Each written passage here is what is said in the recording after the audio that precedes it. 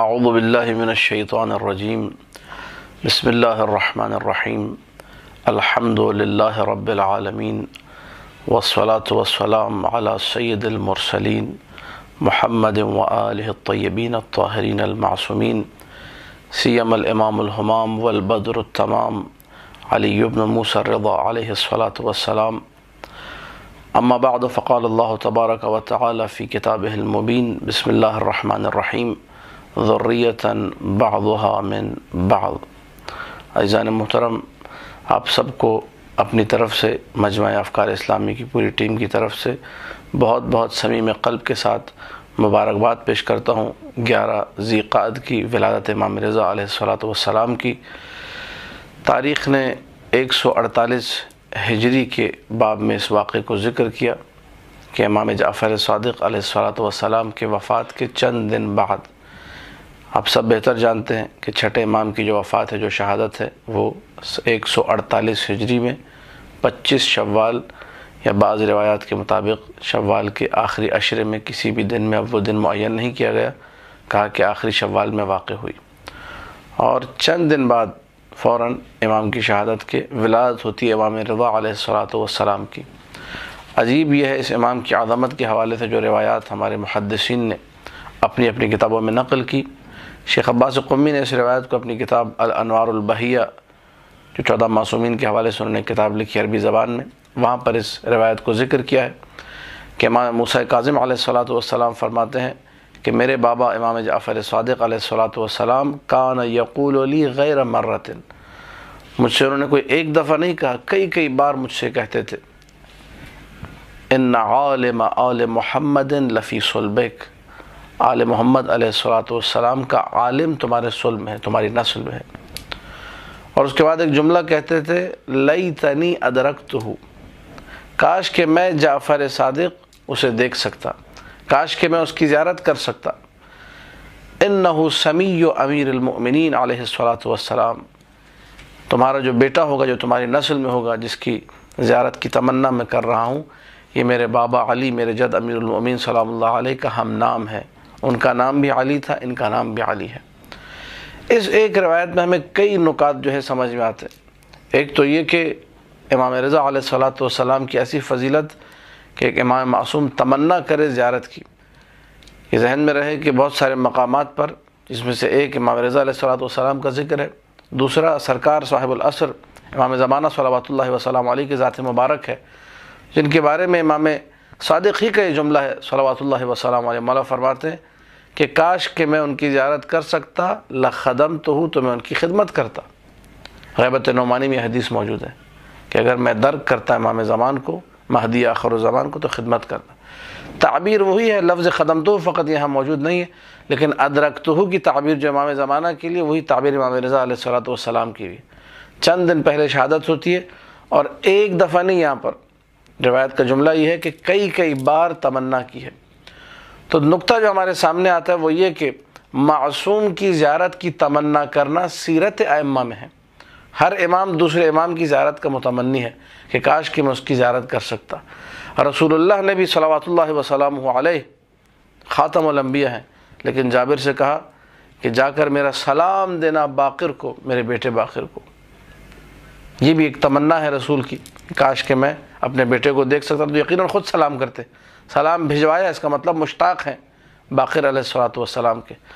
فلذا جو چاہنے والے ہیں محمد و آل محمد کے، ہم لوگ ظاہری طور پر، یہ ہماری یتیمی کا زمانہ ہے، سرکار صاحب العصر ہمارے سامنے سے اس وقت موجود نہیں ہے، ظاہری طور پر پردہ غیبت میں ہے، تو ہم لوگوں کی تمنا، ہم لوگوں کی خواہش یہ ہونی چاہیے کہ اس سیرت معصوم کو اپنی زندگی میں لے کر آئیں، تڑپے ان کی زیارات کے لیے۔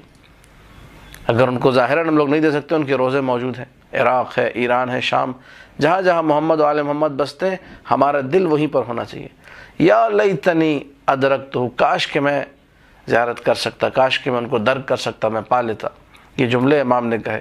اور دوسرا اہم ترین نقطہ اس روایت میں جو ہے، جو مقام فضیلت میں ارشاد فرمایا، ایسے نہیں کہ بس ایک وصف ذکر کر دیا، نہیں، مقام فضیلت ہے، انہ سمیع امیر المؤمنین سلام اللہ علیہ، میرا بیٹا امیر المؤمنین کا ہم نام ہوگا۔ یہ فضیلت ہے، یہ علی کا ہم نام ہونا امام جعفر صادق صلوات اللہ وسلام علیہ کی نگاہ میں فضیلت ہے.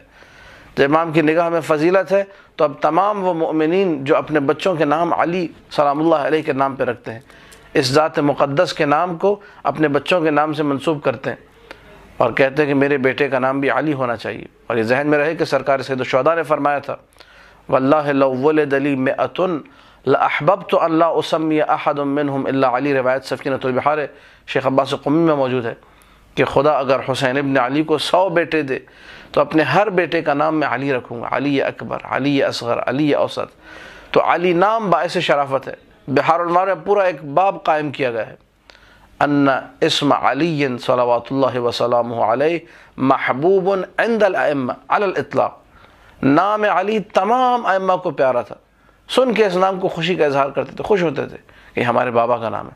تو مقام فضیلت میں امام جعفر صادق صلوات اللہ وسلم علیہ اپنے بیٹے سے کہا کہ ایک شرف، ایک فضیلت یہ ہے تمہارے نسل میں آنے والے عالم آل محمد کی کہ وہ میرے بابا میرے جد علی کا ہم نام ہوگا، نام ان کا علی ہے. دوسرا اہم ترین، تیسرا بلکہ ایک اور اہم ترین نقطہ کہ عالم آل محمد کی تعبیر استعمال کی. اور بعض روایت میں یہ بھی ہے کہ اس کے پاس ایسا علم ہوگا جو تم اس سے پوچھنا چاہو پوچھو. اسی لیے بعض روایت میں جہاں لفظ عالم آیا ہے مراد امام رضا علیہ الصلوۃ والسلام کی ذات گرامی ہے. جب کہا جائے کہ عالم آل محمد نے یہ فرمایا تو محدثین نے ذکر کیا کہ بعض روایت میں 8ویں مولا مراد ہے. اگرچہ ذہن میں رہے کہ امام موسیٰ کاظم علیہ الصلوۃ والسلام کے لیے بھی لفظ عالم استعمال ہوا ہے، جس طرح 7ویں مولا ہی نے یہ فرمایا کہ میں نے اپنی کنیت اپنے بیٹے کو عطا کی، نحلتہ کنیتی. ابو الحسن حقیقت میں کنیت ہے امام موسیٰ کاظم علیہ الصلوۃ والسلام کی. روایات آل محمد علیہ الصلوۃ والسلام میں جہاں لفظ ابو الحسن آتا ہے، ابو الحسن بغیر کسی قید کے آ جائے، یعنی خالی ابو الحسن ہو، آگے کوئی لفظ نہ ہو، یا ابو الحسن الاول ہو، یا ابو الحسن الماضی ہو، یا خالی ابو الحسن ہو، یہ سارے کے سارے ابو الحسن جب الفاظ استعمال ہوتے ہیں ابو الحسن اول، ابو الحسن ماضی یا خالی ابو الحسن، مراد امام موسیٰ کاظم علیہ الصلوۃ والسلام کی ذات ہے. تو کہا وہی کنیت جو میری مجھ موسیٰ کاظم کی میں نے اپنے بیٹے علی رضا کو دی. تو نام علی کا ہے، کنیت موسیٰ کاظم صلوات اللہ وسلم علیہ کی ہے. مادر گرامی کا نام تکتم یا نجمہ خاتون سلام اللہ علیہ یا سمانہ پکارا جاتا تھا ام البنین کے نام سے. بعض مورخین نے خیزران، بعض نے سقر، بعض نے شقرا، یہ سارے کے سارے نام اس مقدسہ و مطہرہ بی بی کے لیے ذکر ہوئے ہیں. وحی الہی کے ساتھ جو اس خاندان عصمت میں وارد ہوئی، رسول اللہ بتا کر گئے تھے، ائمہ نے بتایا تھا کہ اس قسم کی خاتون ہوگی. خواب میں آ کر بھی تاکید کی اس امر کی. نجمہ خاتون کنیز تھی حقیقت میں، امام جعفر صادق صلوات اللہ علیہ کی جو زوجہ تھی ان کی کنیز تھی، حضرت حمیدہ مصفات کی کنیز تھیں. حکم ہوا کہ اس کنیز کو تم ہبہ کرو موسیٰ کاظم سلام اللہ علیہ کو، کیونکہ اس کنیز کے ذریعے سے، اس ام البنین کے ذریعے سے، اس نجمہ خاتون کے ذریعے سے اللہ نور آل محمد میں سے ایک نور کو روئے زمین پر اتارے گا. اب دیکھیے آل محمد سلام اللہ علیہ ٹھیک ہے فطرت بشری، نوع بشری، ولادت کا ایک سلسلہ، لیکن یقیناً یہ سلسلے وہ سلسلے تماماً نہیں ہے جیسے ہمارے سلسلے ہیں. کوئی بھی اگر یہ سوچتا ہے تو انتہائی غلط بات ہے. ہمارے اصول کافی میں ہمارے بڑے بڑے علماء نے لکھا ہے کہ امام جب پیدا ہوتا ہے مطہر پیدا ہوتا ہے، نیاست کوئی موجود نہیں ہے. مختون پیدا ہوتا ہے، کوئی وہ سلسلہ نہیں جو ہمارے یہاں سلسلے ہوتے ہیں سارے کے سارے. اسی لیے حضرت نجمہ خاتون فرماتی ہیں کہ جب میں حاملہ تھی، جب اس نور مطہر کا حمل ہوا مجھے، یہ نور مطہر میرے وجود میں آیا. عام عورتوں میں کیا ہوتا ہے جب عورتیں حاملہ ہوں تو حمل کے بوجھ کو محسوس کرتی اپنے وجود میں کہ ایک بچے کا وجود ان کے وجود میں آ گئے. بی بی فرماتی ہے میں نے کبھی امام رضا علیہ الصلوۃ والسلام کے حمل کے بوجھ کو محسوس ہی نہیں کیا. اس کا مطلب یہ حمل دیگر جو حمل ہوتے ہیں ان سے مختلف ہے. یہ نور، یہ پاکیزہ، یہ نورانی ولادت ہے.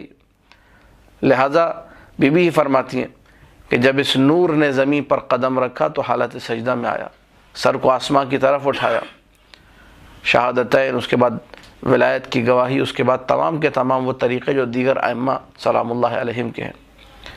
یہ بچہ آیا اس طریقے سے کہ خلیفۃ اللہ روئے زمین پر آئے. لقب اس کا قرار پایا رضا. جو مخالفین تھے، جو معاندین تھے، انہوں نے کبھی بادشاہ نے لقب دیا، حتیٰ کہ امام جواد علیہ السلام کے سامنے آ کر عرض کیا کہ مولا آپ کے بابا کو رضا مأمون ملعون نے یہ لقب دیا تھا. امام نے کہا نہیں ایسا نہیں ہے، رضا میرے بابا کو رضا اس لیے کہا گیا کہ آسمانوں میں اللہ راضی ہے، زمین پر پیغمبر اور اولاد پیغمبر سب اس سے راضی ہیں۔ بعض روایت میں ملتا ہے کہ واحد وہ امام کہ جس سے مؤالف و مخالف یعنی اپنے بھی دوسرے بھی سب راضی ہوں، اس کو کہتے ہیں رضا۔ جو رضا الہی کا محور و مرکز ہو اسے کہتے ہیں رضا۔ وہ امام رؤوف جس کے بارے میں علماء نے لکھا کہ تمام ہمارے ائمہ مہربان ہیں، رؤوف ہیں۔ یہ علامہ طباطبائی کے بھائی سید محمد حسن طباطبائی ان کا جملہ ہے، فرماتے ہیں امام رضا صلوات اللہ وسلام علیہ کی رأفت حسی ہے۔ انسان حرم میں قدم رکھتا ہے، السلام علیک یا غریب الغربا کہتا ہے، فوراً اس کو احساس ہوتا ہے کہ اللہ کی جو روئے زمین پر ایک نور اللہ نے رکھا ہے، رضا علیہ الصلوۃ والسلام کی صورت میں خلیفۃ اللہ فی الارض جو ہے، ان کی طرف سے ایک عنایات نے گھیر لیا ہے۔ حس ہوتا ہے، انسان کو محسوس ہوتا ہے۔ یہ امام رضا صلوات اللہ وسلام علیہ کی زیارت ہے۔ اور اللہ کے رسول نے فرمایا تھا، بس یہ آخری جملہ، کہ میرا ایک ٹکڑا خراسان کی زمین میں مدفون ہوگا۔ زیارت کے حوالے سے میں ساری روایت ظاہر ذکر نہیں کروں گا، لیکن یہ کہنا کہ میرا ایک ٹکڑا، آج لوگ ترکی میں جاتے ہیں زیارت کے لیے، جی رسول اللہ کا ایک بال فلانا جو ہے میوزیم میں موجود ہے، فلانا جس کھال پہ بکری کے بیٹھے تو اس کا ایک ٹکڑا وہاں موجود، زیارت کے لیے جاتے ہیں۔ رسول فرما رہے ہیں میرا ایک ٹکڑا ارض خراسان میں ہے۔ ائمہ نے خاص تاکید کی ہے کہ لازمی طور پہ انسان امام رضا صلوات اللہ وسلم علیہ کی زیارت کو جائے۔ امید ہے کہ انشاءاللہ خدا ہم سب کو زیارت نصیب کرے، اور آپ بھی جب انشاءاللہ زیارت پر جائیں تو بندہ حقیر کو اور مجمع افکار اسلامی کی پوری ٹیم کو اپنی خاص دعاؤں میں یاد رکھیے گا۔